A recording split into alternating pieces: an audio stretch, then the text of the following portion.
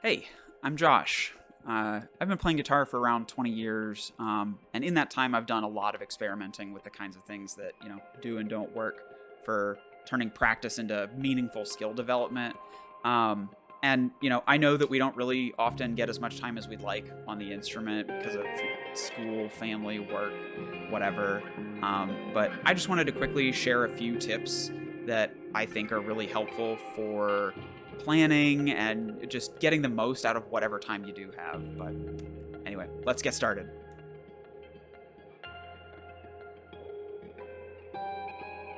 Pull up Google Maps and type in anywhere you want to go. If that's Nashville, New York, Indianapolis, it doesn't matter.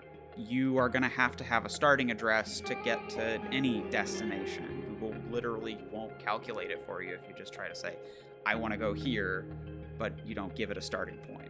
Um, And kind of just like that, we have to take a real honest look at where we are on the instrument before we can say, hey, I want to get better at X, Y, Z. It doesn't matter. Um, and when we talk about honest practice, I'm not talking about shaming yourself into feeling bad about your current skills. We all have strengths and weaknesses that we're working on. What I mean is that you need to admit, even if it's just to yourself, even if you don't have a teacher, even if it's just to you, um, you need to know where you are so you can know how to get to where you want to go, right? Practicing honestly also means holding yourself accountable to your own goals. It doesn't matter what those goals are, what your style is, or really anything else. If you're not being honest with yourself, you're not going to actually improve. And that's kind of the long and short of it, is that this is a self-directed activity, and nobody can make you do the practice to get better. If you actually care about improving on the instrument and the joy and the fun and the validation that kind of comes with that, you just need to be honest with yourself about where you are, and don't worry about the, oh, what's this going to look like, what's John at school going to think, or what's Timmy going to think online. Just do the thing that you're going to think is cool. Do what you want to do.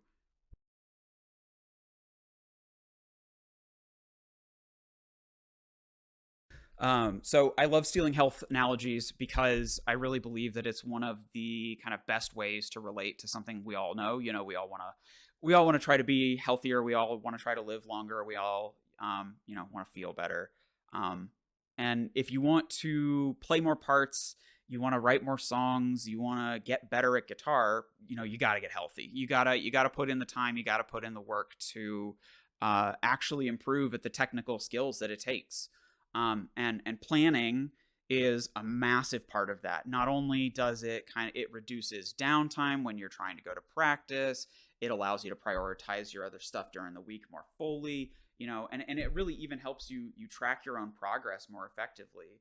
Get the people you love involved. Talk to your family or your roommates or whoever. Say, hey, I'm really passionate about this thing. I want to set aside this time, but I'm worried that I'm going to be letting you guys down if I'm not available. And most people want to support your passions. Most people think it's really awesome that you've got a hobby, and I think people will make time for you, and you can even do things like say, hey, this hour that I need to practice, I can afterwards, I'll cook dinner, I'll do whatever. There's lots of things you can do to show gratitude to the people in your life who love you and are willing to support your hobby like that.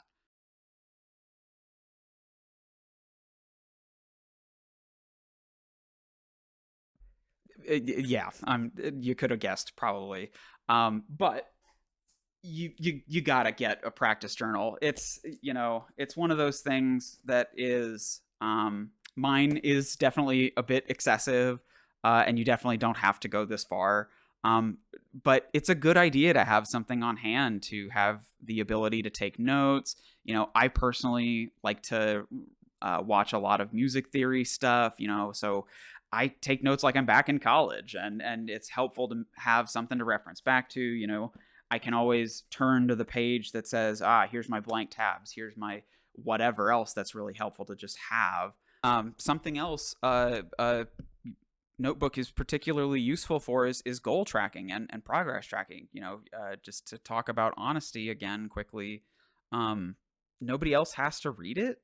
Uh, and if you write the things that you honestly really feel, the kind of struggles you had, the BPM you're tracking, whatever, like, uh, you're going to give yourself a positive perspective over time on your improvement. And you know, I, I'm somebody that quit and came back to the instrument. Like, I know what it's like to feel like progress slows down and stops. That sucks. And giving yourself a reference point to actually witness yourself improving, is a really powerful motivator toward wanting to improve even more, because, like, just, it feels good. It feels validating to see the things that felt hard become easy, and have that reference point to physically see.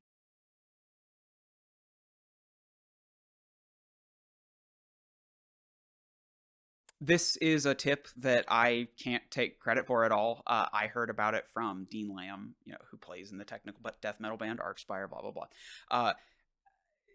It's something I implemented into my own practice a couple of years ago after I heard about it, and it has really just been really valuable for me. When you kind of come to a bump in the road, you're getting frustrated, whether it's a solo, a riff, song, whatever that's making you mad. You're really frustrated. You've got 5-10 minutes left.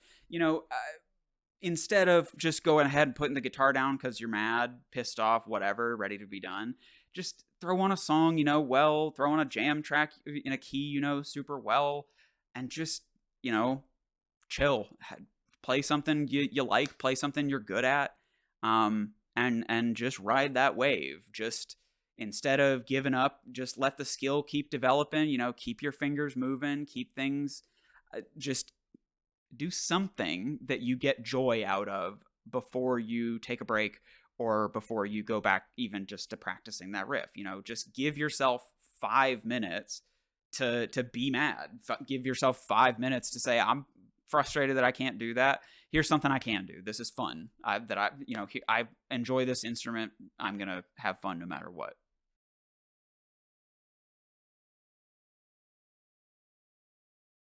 I think it's important to recognize where tech can be useful in helping us. And I know a lot of people like to do a digital practice journal instead of keeping a paper one. I just like to write. I like the feeling of it. It's much, it takes up less space than a notebook, but that's not necessarily where things stop, right? Guitar Pro is a software that changed my practice routine forever. You can slow down the BPM of cool songs. You can really dig into parts that you like. It doesn't matter how slow you want to slow it down, how fast you want it to go. And it's also something that's really helpful for writing too, if you're into that kind of thing. But number two, in this section, is record yourself with your phone. Don't worry about posting it. It's not about getting likes and stuff like that, but it is helpful to be able to just have that, secondary perspective of, hey, like, I can't see the other side of my fretboard when I'm holding the guitar like this unless I really, turn it around. And that's not fun. A camera is really helpful, whether it's your phone, a webcam, it doesn't matter. And then the third thing is, don't just like collect an endless playlist of YouTube videos and Instagram videos, or TikTok videos. Find an Excel sheet, an Obsidian sheet, whatever. Put the videos on a place that you can have a meaningful description of what each video is for, why you might want to come back to it. And, that can be something that you reference at the beginning of the week at your meal prep session. You can go back to this list and say, all right, here are 10 practice things that I can do this week. Which one do I want to target today? And then finally, in this section, connect with other people on the internet, other musicians. Just find people to talk with about music. It doesn't have to be music theory. It doesn't have to be guitar even. Find other musicians that just, are going to turn you on to new music. Find other musicians that are going to turn you on to cool spaces to hang out in. It's really valuable to get other people involved in your musical journey, because it's not your perspective.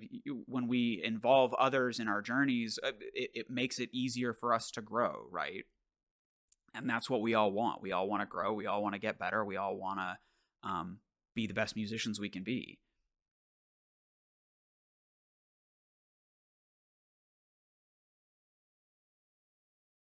And then my final tip is to get a guitar teacher, of course. I think a lot of us kind of know this pretty intuitively, but it takes a long time for some of us, especially those of us that are primarily self taught, to kind of come back around to realizing that it's something that is really helpful.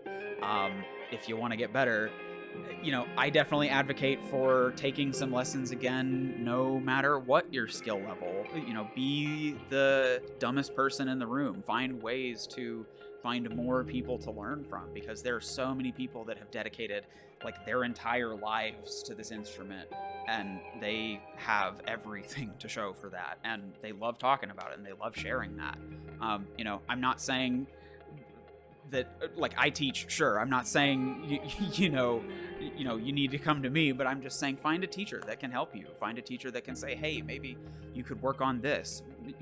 Teachers are people that are going to be able to find your weaknesses and push you to become better, based on what those weaknesses are. So anyway, just wanted to say thanks very much for taking the time to watch today.